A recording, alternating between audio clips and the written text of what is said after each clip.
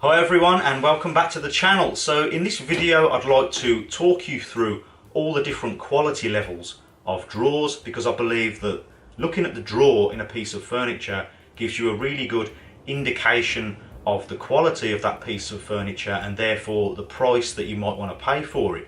So I just happen to have quite a few drawers lying around at the moment because of projects that I'm doing, and I thought I'd talk you through all the different levels. So I'm going to go from the sort of bottom of the market, the cheapest level of furniture, up to the higher end of the market, the kind of furniture that one day may become an antique, and right down to the bottom where you get the flat pack stuff and the low quality end. So I hope you find this useful. Maybe you're looking to buy some furniture, or you're looking around, shopping around, wondering, well, what kind of budget should I have? What sort of price should I be paying? Is this even good furniture? I'm not even sure. What should I look out for? Then this might be the video for you. Okay, so starting off at the low end of the market, right down at the bottom, which would be, in my opinion, the cheapest kind of furniture that you might find in the market. Here we have a drawer from some very cheap furniture. So starting off at the front, you've got the plastic handle. This is plastic, quite lightweight and cheap plastic, and it's screwed on, it's not bolted on. So quite low quality there. That's prone to splitting, snapping. Then with the front part here, it's made of chipboard, which is a man-made material made out of wood fibres glued together, and then it's faced with a very thin veneer, kind of wood effect veneer, to make it kind of look like beech, something like that, which is quite poorly done. And as you can see on this one, it's kind of started to peel away on the edges. Then going along to the sides, again veneered, and this is MDF. So again, a man-made wood out of fibres, and the bottom here is made out of hardboard, which is pretty much compressed paper. So it has a veneer on it, so it looks like wood, but if you look underneath, you can see this is cardboard, and if this was to get wet, it would expand and degrade, and it doesn't take weight very well. It kind of bellies. You can see it has movement here, so the manufacturer has added little supports here, but all in all, quite a weak quality drawer.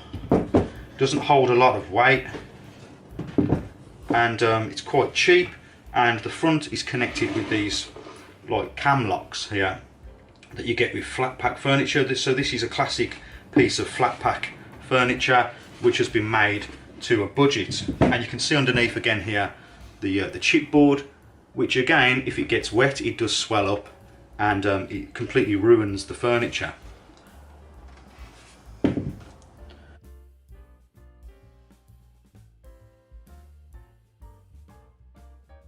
So going up slightly now to the next level, we have this drawer, which again is very similar to the previous one, but it's a bit more robust. So again, it has the plastic handle which is screwed on, not bolted on, and it has the chipboard front, but this time it's got chipboard sides which are a bit thicker. So overall, the wood is thicker on this and heavier and a bit stronger. And again, veneered, but it's a better quality veneer. It's a bit thicker than on the previous drawer, and it's a bit nicer looking too. It looks more realistic in my opinion. And at the back, instead of it just being mitered, it's actually been screwed to give it a bit of extra support. You've still got these cams at the front, which again shows that it's probably a piece of flat pack furniture, but this drawer is quite a bit heavier and more robust. But again, we still have the hardboard base, which is pretty much compressed paper, and you can see the chipboard here. So similar problems to the previous drawer potentially, pretty much the same, just a little bit heavier, a little bit sturdier.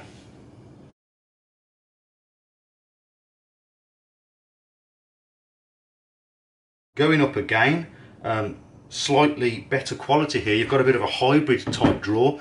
It's kind of 50% of the previous drawers, and then it's getting a bit better. So if we look at the front, we have a wooden knob. So this time we've got a natural material, nice wooden knob. And we've got a solid wood, a softwood pine face. So the first bit of real wood that is natural, and then going around to the back. So this is not veneered, this is the natural wood. Going around, unfortunately that's probably the best part of this drawer.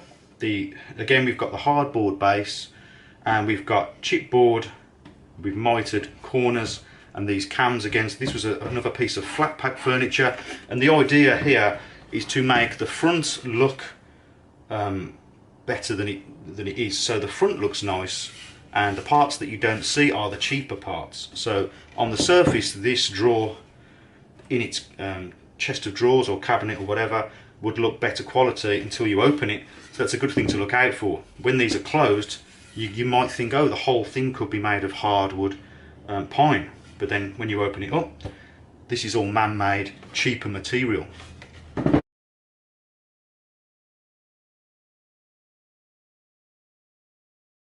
Now going up to the next level, on this one it's nice to see that almost all of the wood is natural. So starting off at the front, again we have solid wood, softwood pine face.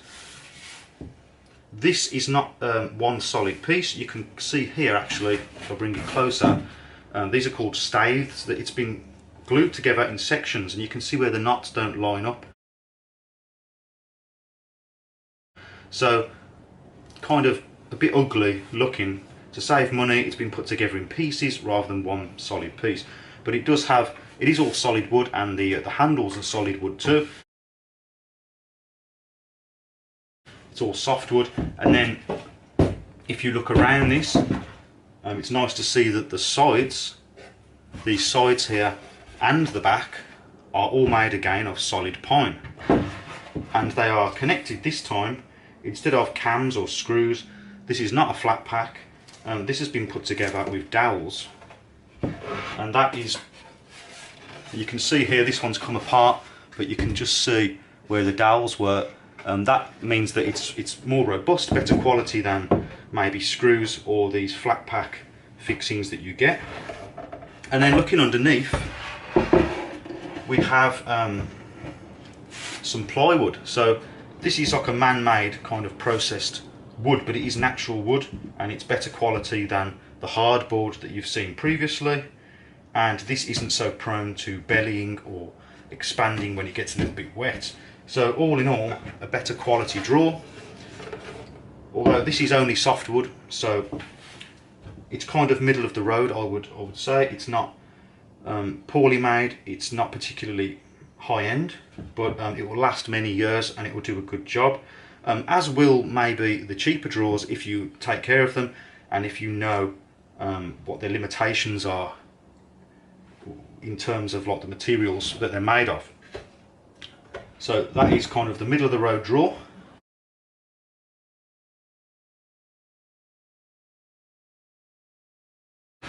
Now we're going up to what I would say more high-end furniture.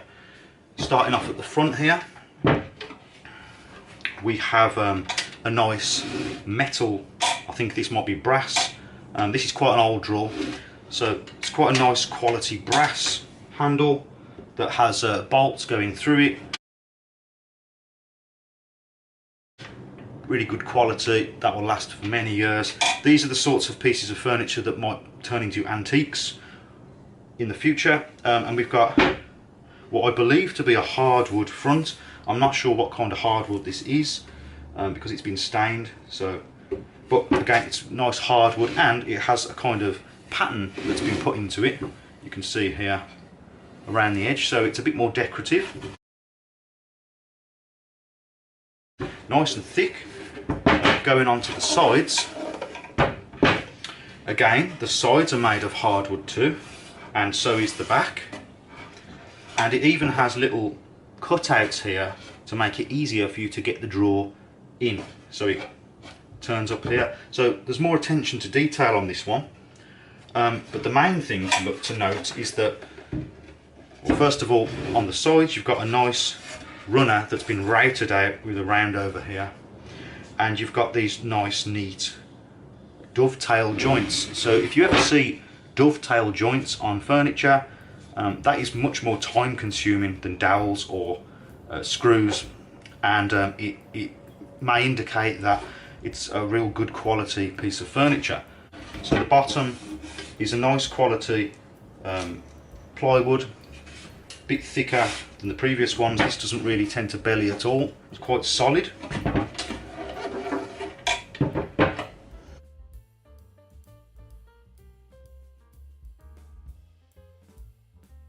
And finally we've got another high-end drawer from a nice piece of furniture. This one's made by Stag. I think it's a British company. And this is a nice quality drawer. So again, you've got a metal brass handle on the front. There's a nice bit of design here, a routed out edge, decorative. You've got hardwood, and this is quite nicely sanded as well. The previous one was a little bit rough. This one's been sanded nice and smooth, and it's got a nice smooth finish to it, which is wipeable. And again, the sides and the back are made of hardwood. Again, I'm not sure what kind of hardwood. It's quite a lightweight drawer, this one, but it is strong as well. The base is plywood, and this also has these nice dovetail joinery, the nice dovetails here, and also at the back as well.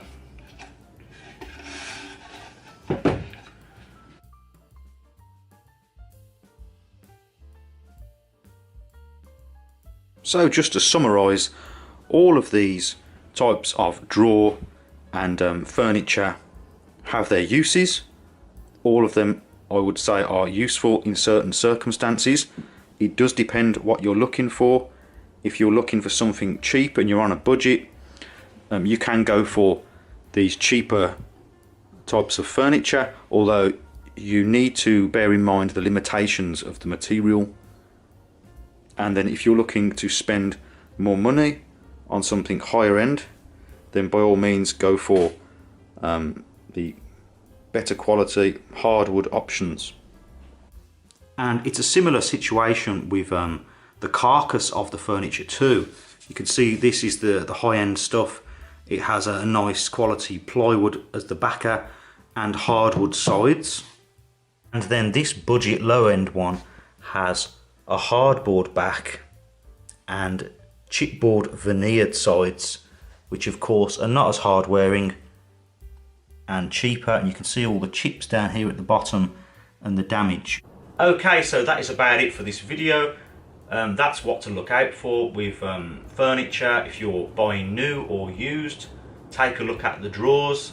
It gives you a really good indication of the quality standard of that piece of furniture, going from the budget range up to the high-end range of furniture which may one day become an antique. You might get a better idea of what to pay, especially if you're buying on the used market. You might not exactly know what you're looking for. So I hope you found this video useful. If you did, please remember to give me a like, and also consider subscribing for more DIY related videos. And as always, thank you very much for watching, and I'll see you next time.